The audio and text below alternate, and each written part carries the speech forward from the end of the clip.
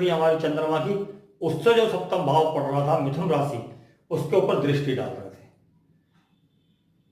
यहाँ पर जितने भी नियम है, पहला नियम जो है कि आपका जो है कि आपने दशा लगन बनाना है, उससे सप्तम भाव देखना है, सप्तम भाव की कंडीशन देखनी है।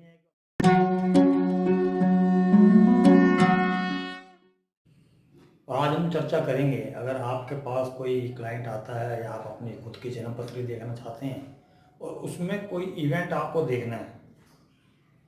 कि भाई ये इवेंट होगा या नहीं होगा, और उसमें आप दशा को और गोचर को, मेनली दशा को आप किस तरीके से लगाएंगे कि आपको ये मालूम चल जाए कि इस दशा में और इस अंतरदशा में या प्रयंतर दशा के अंदर मेरा ये कार्य होगा या नहीं होगा, या ये कार्य होगा तो कब होगा। जैसे कोई आपका जॉब के लिए आता है, कोई अपने बच्चों की शादी के लिए आता है या अपनी शादी के लिए आता है, तो आप उसकी टाइमिंग कैसे निकालेंगे कि जो आपकी दशा चल रही है। क्योंकि हमारा जो हिंदू ज्योतिष के अंदर एक बहुत ही बढ़िया चीज़ दी गई है, जो हमारी दशा सिस्टम है, जिसको हम लगाकर जो है कि ये जान सकते हैं कि भाई हमारा कौन सा वक्त कैसा और कौन सा इवेंट उस दशा के अंदर होगा या नहीं होगा। तो आज हम उसी पर चर्चा करेंगे। तो अगर मान लीजिए कि अगर कोई आपके पास आता, पहली बात तो ये कि भाई आपको पता क्या चले कि जो दशा आपकी चल रही है वो अच्छे रिजल्ट देगी या नहीं देगी। तो जिस भी ग्रह की दशा चल रही है, जैसे मान लीजिए कि अब ये जन्म पत्री है मेरे पास 11 अक्टूबर 1994, 9:15 सुबह, और दिल्ली का जन्म है। जब इनकी पत्रिका आई तो इनका जन्म जो था, दशा जो पत्रिका के अंदर चल रही थी जो है वो है चंद्रमा। पहली बात तो ये कि आप पहले ये जानते कि जो चंद्रमा की जैसे इनकी दशा है, तो जिस ग्रह की दशा है, एक तो वो मित्र राशि के अंदर है, अपने जो है कि गुरु की राशि है धनु राशि, उसके अंदर चंद्रमा है, उनके मित्र हुए गुरु के चंद्रमा, तो अपने जो है कि मित्र राशि के अंदर है चंद्रमा। और जो है कि वहां पर जो है कि चंद्रमा के ऊपर कोई भी पाप प्रभाव नहीं है। कि अगर मार्स की बात करें, आप सैटर्न की बात करें या राहु की बात करें, जो कि 3 बहुत ही मैलेफिक प्लैनेट्स हैं, उनमें कोई भी बुरा प्रभाव चंद्रमा के ऊपर नहीं है। यानी कि जो ये जातिका है, उनकी जो चंद्रमा की दशा अच्छी जाने वाली है। अब उसको ये देखने के लिए कि वो जो चंद्रमा की दशा है वो अच्छी जाएगी, लेकिन उनकी अंतर्दशाएं जो आएंगी तो कौन सी, जैसे ये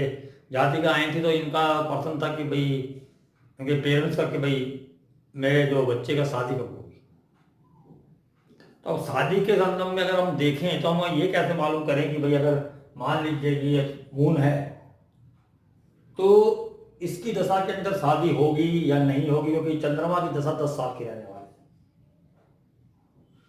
तो इस प्रकार से अगर आप देखें कि भाई अगर 10 साल की वो दशा है तो शादी तो पर्टिकुलर किसी 1 साल में या 6 महीने में या 1 हफ्ते के अंदर होनी है। तो उस टाइमिंग का कैसे मालूम करें कि अगर होगी तो कौन से टाइम में होगी या नहीं होगी। तो उसके लिए जो है कि पराशर जी ने बोला है कि या तो कोई ऐसा ग्रह है जो सप्तम भाव को देखता हो, या कोई ऐसा ग्रह जो सप्तम भाव के साथ बैठा हो या सप्तम भाव के अंदर बैठा हो, उसकी दशा अंतरदशा के अंदर मतलब कि शादी हो सकती है। अगर हम इस चार्ट के अंदर देखें हम, तो इस चार्ट के अंदर सप्तम भाव के अंदर कोई ग्रह नहीं है,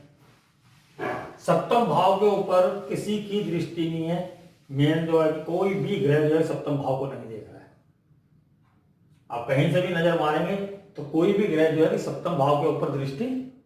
नहीं डाल रहा है। तो इस प्रकार से अगर देखें कि सप्तम भाव पे भी किसी ग्रह की दृष्टि नहीं है और सप्तम भाव में कोई बैठा नहीं है, तो उसके बाद हम किस चीज को देखेंगे, हम देखेंगे सप्तम भाव के जो स्वामी हैं। सप्तम भाव में वृषभ राशि है, वृषभ राशि के जो स्वामी हैं वीनस शुक्र, हम उसको देखेंगे। तो यहाँ पर शुक्र जो है कि इनके 12वें भाव के अंदर बैठा हुआ है, तुला राशि के अंदर। तुला राशि हमारे वैसे भी जो है कि नेचुरल जो है इसकी जो है कि 7वीं राशि बनती है, रिलेशनशिप को दर्शाती है। वहां पर वो अपने स्वग्रही होकर बैठे हुए हैं, और उनके साथ में जुपिटर, मरकरी, राहु, यानी कि गुरु जी, बुध और राहुदेव बैठे हुए हैं। यानी कि हम ये कह सकते हैं कि हम इन 4 ग्रहों की दशा या अंतरदशा कि अंदर जातिका का विवाह हो सकता है किन 4 ग्रहों की? Jupiter, Venus, mercury, Rahu. अब जब इनका पीरियड आएगा, अब कैसे जाने कि भाई इनका पीरियड आएगा उसमें शादी होगी या नहीं होगी, क्योंकि यहां तो दिखा दिया कि इन्होंने कि भाई ये कंफर्मेशन है कि इनकी अंतर्दशा के अंदर शादी होगी। तो क्या मून की महादशा में इनके अंतर्दशा के अंदर शादी संभव है या नहीं संभव है, उसको हम कैसे जाने? क्योंकि ये जानना बहुत जरूरी है। अगर हम आप ऐसे ही देख लें कि भाई नहीं, अब ये ऋषि जी ने ऐसा लिखा हुआ है हमारे पराशर जी ने कि भाई जो सप्तम भाव के साथ स्वामी बैठे हुए हैं उनकी दशा अंतर्दशा में शादी हो जाएगी। तो अंतर्दशाएं तो हर महादशा के अंदर आती हैं इनकी, लेकिन पर्टिकुलर किस, जब शादी की एज हो जाती है और शादी की प्रॉमिस चार्ट के अंदर है, तो उस टाइम किस एज के अंदर उसकी शादी हो जाएगी या किस दशा अंतर्दशा के अंदर उसकी शादी होगी, उसको जानने के लिए जो हमारे पराशर जी ने रिकमेंड किया है, यानी कि उन्होंने बोला है कि जब अगर आपको कोई भी दशा को जांचना है या किसी भी ग्रह की जो अंतर्दशा कैसी जाएगी उस दशा के अंदर, तो जो लॉर्ड जिसकी की जो महादशा चल रही है, मेन मेजर पीरियड जिस दशा का चल रहा है, जैसे कि इस जातिका का जो है कि इस टाइम पे मून का चल रहा है, तो हम उस जो मून ग्रह है जो जन्म पत्री में जहां बैठा हुआ है, मून ग्रह जन्म पत्री के अंदर धनु राशि के अंदर है, हम इसको लगन मानकर देखेंगे कि ये दशा कैसे जाएगी, इसकी अंतर्दशाएं क्या फल दे सकती हैं। तो मैंने यहाँ पर जो है कि इसको मून को जो है कि लगन मान लिया है, और जो प्लैनेट जहां थे, जैसे तुला राशि के अंदर 4 ग्रह हैं वो यहाँ पर भी हैं, वो सेम जो ग्रह जहां पर विराजमान है आपकी जन्म पत्री के अंदर, उसको वैसे ही लिख लीजिए, और जिसकी महादशा है उसको लगन में ले आइए। इसको हम जो कि बोलते हैं हमारी सीधी भाषा के अंदर की दशा लगन, यानी कि जिस ग्रह की आपकी दशा चल रही है उसको आप लगन के अंदर ले आइए, तो वो आपका दशा लगन हो गया। यानी कि अब जो ये जिस ग्रह की दशा चल रही है, इससे जहां जहां पर जो ग्रह बैठे हैं वो अंतर्दशा के अंदर वो रिजल्ट देंगे, या प्रंतर्दशा को भी आप देख सकते हैं। अगर अंतर्दशा के अंदर रिजल्ट नहीं आ रहा, जैसे कि इस जातिका के चार्ट के अंदर मून में मून की, यानी चंद्र में चंद्र की अंतर्दशा चल रही थी, यानी कि महादशा भी चंद्र की थी, अंतर्दशा भी चंद्र की थी, तो उस केस में क्या है कि हम महादशा और अंतर्दशा दोनों लगन वही रहेगा। अगर किसी का अलग आता है तो पहले यहां से आप जो है कि दशा से अंतर्दशा को देखेंगे कि रिजल्ट दे रहा है नहीं दे रहा है, आगे फर्दर आप प्रंतर्दशा में जा सकते हैं कि रिजल्ट अच्छा रहेगा या नहीं रहेगा। लेकिन यहां पर कंडीशन क्या है कि दोनों मून में मून है, तो उस केस के अंदर क्या करेंगे, आपकी मून को ही महादशा और अंतर्दशा का जो लगन बना लिया आपने, और आप फर्दर उससे आगे देखेंगे, तो उससे आगे आप देखेंगे कि पहले मून से आप 7th हाउस को देखिए, 7th हाउस, मून से 7th हाउस बना मरकरी, यानी बुध, मिथुन राशि लगन आ गया। अब दशा लगन की बात कर रहा हूं मैं, दशा लगन धनु का, उसका 7th भाव की राशि जो है कि मिथुन, जिनके स्वामी हुए हमारे बुध ग्रह। अब बुध ग्रह, अब यहां पर जो है कि कंडीशन क्या बनेगी, इनकी जो दशा है अंतर्दशा के अंदर, यानी मून की जो दशा है उसके अंदर जब मरकरी की दशा अंतर्दशा आएगी तो शादी संभव है। अब उसमें डिपेंड है कि वहां पर जो है कि वो ग्रह के हिसाब से बैठा, तो यहां पर जो है कि बुध ग्रह जो 7th भाव का स्वामी है, जो कि दशा से लॉर्ड से जो 7th भाव का स्वामी बुध बना मिथुन राशि, उसका स्वामी बुध अपनी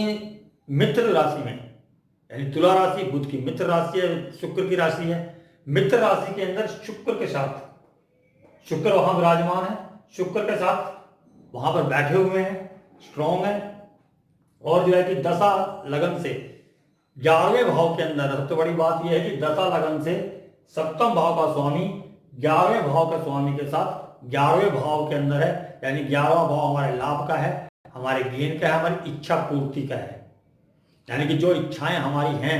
उनकी पूर्ति दिखा रहा है वो, कि शादी की जो इच्छा है उसकी पूर्ति जो है कि मरकरी के पीरियड के अंदर होगी। ये कंफर्मेशन हो गया हमारे दशा लगन से कि भाई दशा लगन ने एग्री कर लिया कि इस दशा और अंतर्दशा के अंदर शादी हो जाएगी। लेकिन अगर आप इस पे भी नहीं मानते हैं, आप कहते हैं नहीं कि और जांचना है, पक्का करना है, बिल्कुल 100% पक्का करना है, तो आप उस दिन का गोचर लगा सकते हैं। अब गोचर लगा लीजिए कि भाई जो पीरियड है, अब मान लीजिए कि इसके अंदर मून के अंदर मरकरी का एक पीरियड है। जैसे कि यहाँ पर हमारा मून मून मरकरी का जो पीरियड आया वो आया 16 दिसंबर 2017 से 29 जनवरी 2018 के बीच। यानी कि जो ये पीरियड है उसके अंदर जो है कि आपका शादी का आपको देखना है कि भाई ये इस पीरियड के अंदर, सॉरी इसमें 17 नहीं, दिसंबर 17, हाँ ठीक है, ये 16 दिसंबर 2017 से लेकर जनवरी जो है कि 29 जनवरी 2018 के बीच में ये आपका टाइम आ गया कि भाई ये टाइम जो है कि आपका मून मून मरकरी का पीरियड है। यानी कि आपको मालूम चल गया कि भाई दिसंबर से 16 से लेके और 29 जो जनवरी है, तकरीबन जो है 1 महीना 10-12 दिन का टाइम मिला आपको कि इस पीरियड के अंदर आपकी शादी तय हो जाएगी। दोस्तों ये जरूर ध्यान रखना कि ये जो पीरियड होता है ये शादी होने का नहीं होता, शादी तय होने का होता है। क्योंकि अगर आपकी शादी तय होगी तो शादी तो होनी ही है। जब शुभ मुहूर्त मिलेगा, जब आपके कई धर्मों के अंदर क्या है कि संडे को शादी की जाती है, कई धर्मों के अंदर जो ये देख लेते हैं कि भाई संडे को सब लोग आ सकते हैं, तो ऐसे को कोई अब शुभ मुहूर्त किसी दिन निकल गया उस दिन शादी रख ली तो वो एक अलग मैटर है। लेकिन शादी तय होना ये जो जन्मपत्री बताएगी तो इस पीरियड के अंदर शादी तय हो जाएगी। तो जब हमने गोचर लगाया तो इनके जो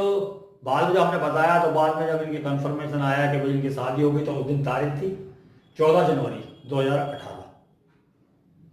अगर 14 जनवरी 2018 का गोचर देखेंगे शाम को 5:30 बजे जो है कि शादी के लिए राजामंदी हुई और सगाई हुई, तो वो जो 5:30 बजे के टाइम पर हमने जब गोचर इनके जन्म पत्री पे लगाया दशा लगन के ऊपर, दशा लगन के ऊपर लगाया तो इनकी दशा लगन के अंदर मून की दशा चल रही थी, तो मून गोचर में भी लगन के अंदर ही थे। यानी कि जो इनकी दशा थी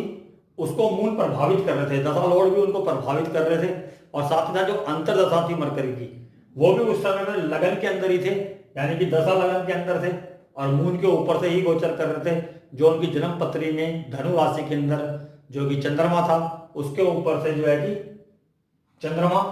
और जो है कि मरकरी गुजर रहे थे। और जो एक कैमरा और आपका एक दोहरा गोचर जो लगाते हैं वो जो कि जुपिटर और सैटर्न, अगर आप उसकी कंफर्मेशन लेना चाहें तो वो भी आपको फलीफूल मिलेगी। कोई भी नियम किसी भी जो है ग्रेट एस्ट्रोलॉजर ने जो दिया है तो वो वैसे ही नहीं दिया है। यहाँ पर आप देखेंगे तो सैटर्न दशा लगन से सप्तम भाव को देख रहा है, और जो है कि जुपिटर जो है कि तुला राशि के अंदर है, जो कि सप्तमेश के ऊपर से गोचर कर रहा है। सप्तमेश राशि लगन से सप्तमेश लगा लीजिए, या कुंडली के जो सप्तम भाव है उसका स्वामी वीनस वो भी तुला राशि के अंदर है, उसका सप्तमेश लगा लीजिए। उन दोनों के ऊपर से उस टाइम पे गोचर कर रहा था, और जो है कि दशा लगन से सप्तम भाव 7, 8, 9 नवम दृष्टि से जो दशा चल रही थी हमारी चंद्रमा की, उससे जो सप्तम भाव पड़ रहा था मिथुन राशि उसके ऊपर दृष्टि डाल रहे थे। यहां पर जितने भी नियम है, पहला नियम जो कि आपका जो है कि आपने दशा लगन बनाना है, उससे सप्तम भाव देखना है, सप्तम भाव की कंडीशन देखनी है कि वो मित्र राशि में सवग्रह है, अच्छी कंडीशन में बैठा हुआ है, तो प्रॉमिस कर रहा है कि शादी हो जाएगी। आपका काम यहीं खत्म हो जाता है। लेकिन आप अगर आगे और कंफर्मेशन करना चाहते हैं तो आप वहां पर गोचर लगा सकते हैं। गोचर के दिन जिस टाइम पर भी जो कि दशा लगन के लगन को या सप्तम भाव को जो है कि दशा का स्वामी, अंतरदशा का स्वामी गुरु और शनि प्रभावित करेंगे, इनमें से जितने ज़्यादा प्रभावित करें उतनी कंडीशन ज़्यादा अच्छी हो जाती है, कंफर्मेशन हो जाती है। नहीं तो अगर सिर्फ अंतरदशा का स्वामी यानी कि चंद्रमा में मरकरी की अंतरदशा चल रही थी तो केवल अंतरदशा का स्वामी अगर सप्तम भाव या लगन को प्रभावित करता है, क्योंकि अगर लगन के अंदर होगा तो सप्तम भाव को प्रभावित करेगा, या सप्तम भाव के स्वामी के ऊपर से जा रहा हूँ तो भी कंफर्मेशन मिल जाती है कि शादी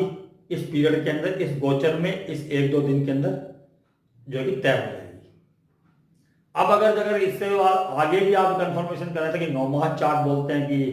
जीवन साथी के लिए देखा जाता है, तो उसका जिक्र जो है कि मैंने नहीं किया। आप लोग सोच रहे होंगे कि भाई शादी के ऊपर जो कि बता रहे हैं और जो है कि दशा लगन बता दिया, गोचर बता दिया, लेकिन नौमास की चर्चा नहीं हुई। तो अगर आप नौमास के अंदर भी अगर गौर करेंगे तो नौमास के अंदर जो है कि इनके जो अंतर्दशा चल रही है मरकरी की, जो कंफर्मेशन देगी मून की दशा के अंदर कि शादी हो या नहीं होगी, वो सप्तम भाव में सप्तमेश के साथ बैठे हुए हैं। यानी सप्तम भाव का स्वामी शनि सप्तम भाव के अंदर ही है और मरकरी जो है उन्हीं के साथ बैठे हुए हैं। यानी कि वहां पर भी कंफर्मेशन है कि मरकरी की अंतर्दशा के अंदर शादी हो जाएगी। तो इस प्रकार से आप किसी भी चीज को देख सकते हैं दशा लगन से। अगर दशा लगन से आपने किसी का व्यवसाय देखना है तो 10वें भाव को देखिए दशा लगन से। अगर बच्चों के बारे में देखना है तो 10वें भाव से 5वें भाव को देखिए, पढ़ाई के बारे में, बच्चों के बारे में,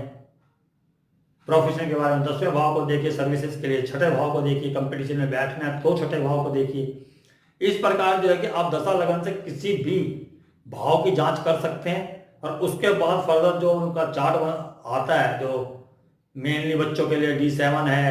या जैसे आपने वाइफ के लिए तो मैंने D9 बना दिया यहाँ पर। अगर किसी का प्रोफेशन के लिए तो D10 पे भी आप लोग चेक कर सकते हैं। तो इस प्रकार से आप जो है कि आसानी से अपनी जन्मपत्री में कोई भी इवेंट देख सकते हैं। तो उम्मीद करता हूँ कि आप लोगों को ये वीडियो पसंद आई होगी। अगर पसंद आई है तो प्लीज़ लाइक और शेयर जरूर कीजिएगा। और अगर किसी को कोई दुविधा है समझने के अंदर या आपको कोई चीज़ समझ नहीं आई है तो कमेंट बॉक्स में जरूर दीजिएगा, मैं उत्तर देने की पूरी कोशिश करूँगा। और अगर किसी का तो उत्तर थोड़ा लेट हो जाता तो प्लीज़ इंतजार कीजिएगा, समय की दिक्कत के कारण जो कि कभी कभी थोड़ा लेट हो जाता है उत्तर देने में। तो अगली वीडियो तक के लिए मैं आज्ञा चाहता हूँ। धन्यवाद।